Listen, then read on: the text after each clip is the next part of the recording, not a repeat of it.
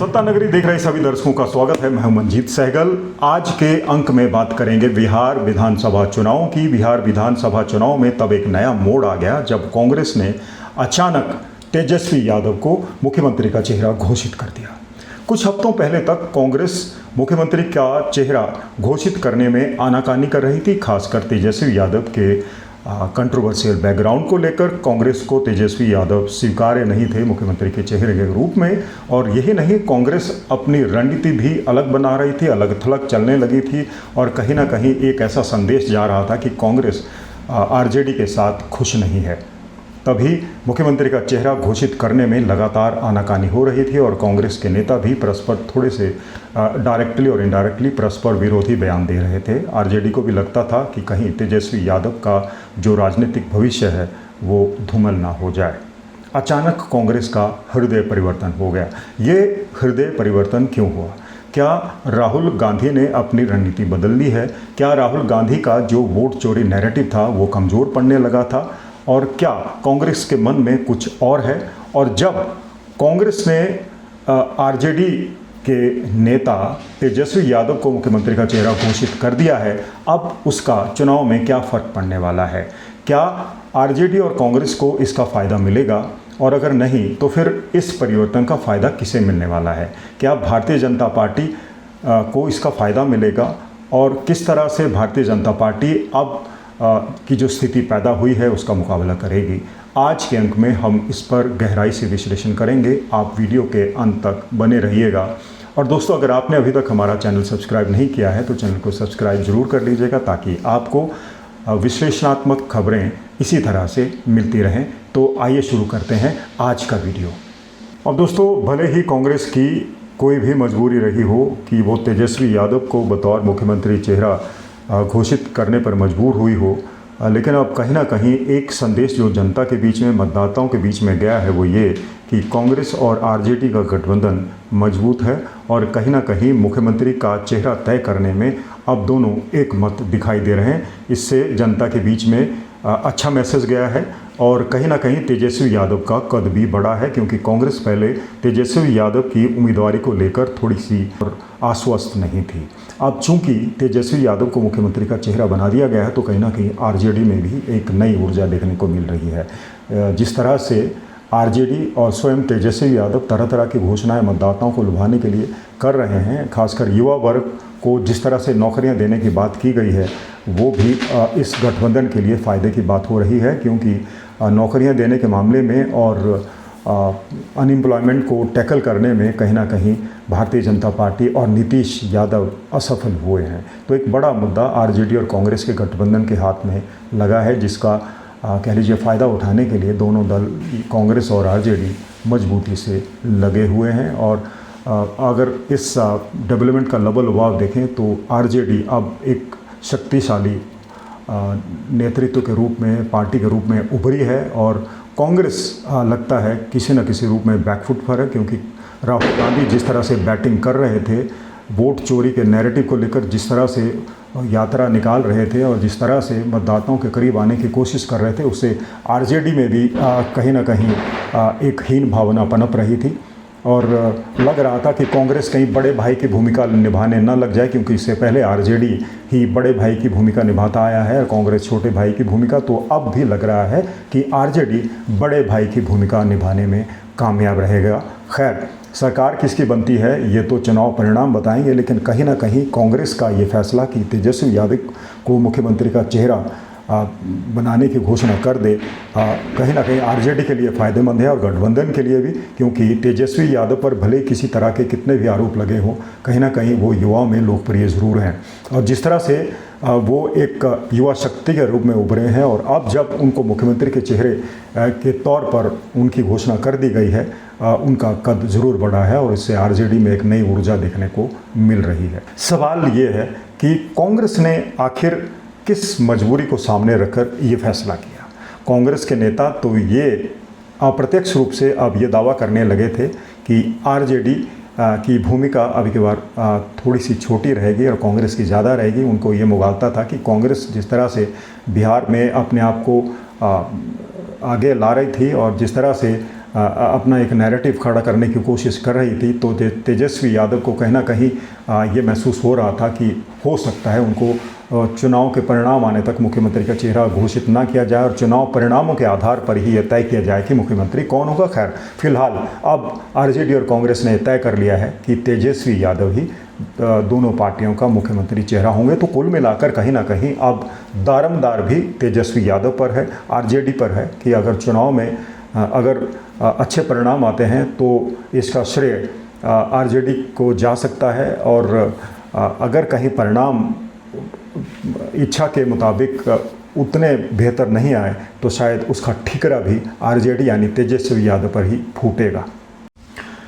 दोस्तों, भले ही कांग्रेस और आरजेडी ने अब एकजुट होने का सबूत पेश कर दिया है, क्योंकि तेजस्वी यादव को मुख्यमंत्री का चेहरा घोषित कर दिया गया है, लेकिन इसका मतलब ये नहीं कि आरजेडी और कांग्रेस की जो चैलेंजेस हैं, जो चुनौतियां हैं, वो कम हो गई है।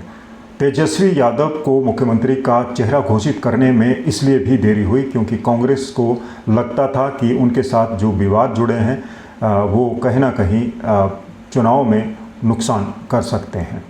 जैसा कि आपको मालूम है कि तेजस्वी यादव के ऊपर जॉब फॉर लैंड स्कैम का घोटाला करने के आरोप लगे हैं। आरजेडी बदनाम है, उसके ऊपर ये आरोप है कि नौकरियां भले दी गई लेकिन वो दी गई किसी कीमत पर, उन्हें बेचा गया, नौकरी के नाम पर ज़मीन लोगों से हथियाई गई। तो एक बहुत बड़ा स्कैम था जो अब आरजेडी और कांग्रेस के लिए चुनाव में इस नैरेटिव का सामना करना होगा क्योंकि भारतीय जनता पार्टी अब कहीं ना कहीं डिफेंसिव हो गई है, क्योंकि जिस तरह से राहुल गांधी ने वोट चोरी का नैरेटिव शुरू किया था, भारतीय जनता पार्टी के पास भी कह लीजिए एक बड़ा एम्यूनिशन, गोली बारूद उसके पास राजनीतिक मिल गया है उसे। तेजस्वी यादव के खिलाफ जितने भी आरोप लगे हैं और जो भी आरोप वो झेल रहे हैं, अब भारतीय जनता पार्टी उसको चुनाव में खूब उछालेगी, क्योंकि नीतीश कुमार और भारतीय जनता पार्टी भी भली भांति जानते हैं कि 10 साल का जो उनका शासन था उसकी एंटी इनकम्बेंसी का असर इन चुनाव में देखने को मिलेगा।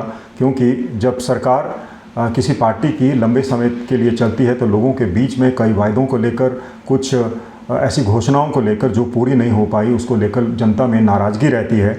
और एक बड़ा चैलेंज इस गठबंधन को इन चुनौतियों का होगा, क्योंकि सत्ता में लौटना उतना आसान नहीं होगा, जैसे हम अंग्रेजी में कहते हैं केक वॉक नहीं होगा।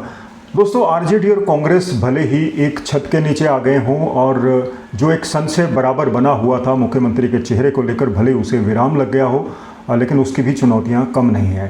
कांग्रेस इसलिए मुख्यमंत्री का चेहरा घोषित करने में आनाकानी कर रही थी क्योंकि तेजस्वी यादव का जो पास्ट है, उनका जो पिछला राजनीतिक जीवन है, वो कई विवादों से जुड़ा रहा है। उनके ऊपर नौकरियों के नाम पर स्कैम करने का, घोटाले करने का आरोप है।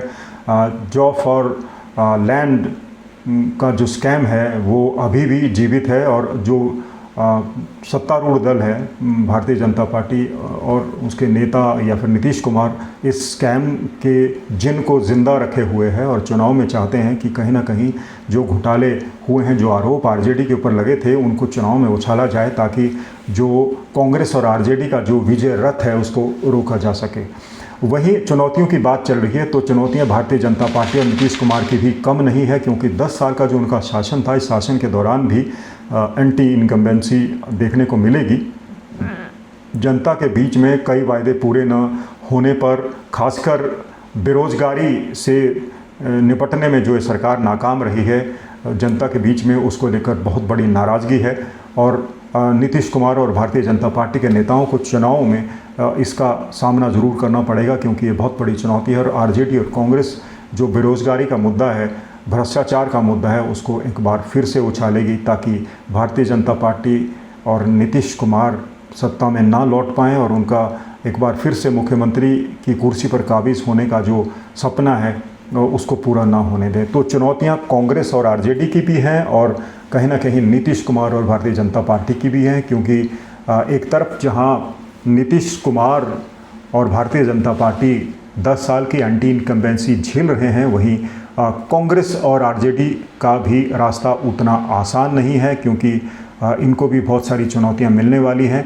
कांग्रेस ने भले ही किसी बात को लेकर समझौता कर लिया हो, कंप्रोमाइज़ कर लिया हो कि आरजेडी की तरफ से ही मुख्यमंत्री का चेहरा हो, लेकिन आरजेडी का जो बीता समय रहा है, पास रहा है, वो इतना अच्छा नहीं है, क्योंकि जंगल राज की संज्ञा उसको दी जाती थी और ये जंगल राज ही इन दोनों पार्टियों के लिए जो नैरेटिव है भारतीय जनता पार्टी का जंगल राज का, उसे उसकी जो चुनौती है उससे निपटना मुश्किल होगा। तो कुल मिला के दोनों पार्टियों की, दोनों दलों की, दोनों गठबंधन की अपनी अपनी चैलेंजेस हैं।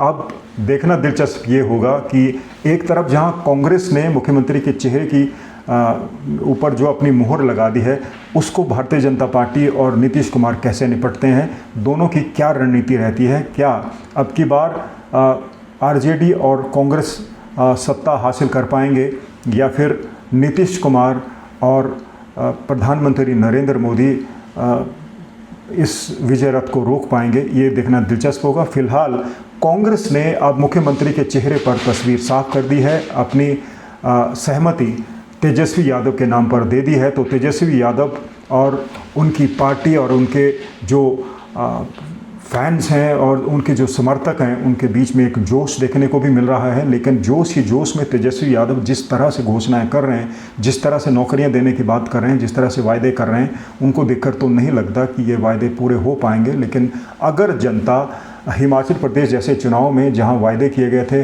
पुरानी पेंशन बहाल करने के वायदे के नाम पर सरकार बना ली गई, क्या तेजस्वी यादव और कांग्रेस भी बिहार में इसी तरह के लुभावने वायदे करके सरकार बना पाएंगे, ये देखना दिलचस्प होगा। और क्या भारतीय जनता पार्टी और नीतीश कुमार एक बार फिर से इस पुराने कथित जंगल राज के नैरेटिव को भुना पाएंगे, ये देखना दिलचस्प होगा। तो दोस्तों, ये था आज का अंक, आज का वीडियो। उम्मीद है आपको अच्छा लगा होगा। अगर आज का वीडियो आपको अच्छा लगे तो इसे आप शेयर ज़रूर कीजिएगा, और अगर आपने अभी तक हमारा चैनल सब्सक्राइब नहीं किया है तो सब्सक्राइब ज़रूर कर लीजिएगा, ताकि आपको विश्लेषणात्मक खबरें मिलती रहें। तो जब तक हम हाजिर होते हैं नया बुलेटिन लेकर, आप अपना बहुत बहुत ध्यान रखिएगा। नमस्कार।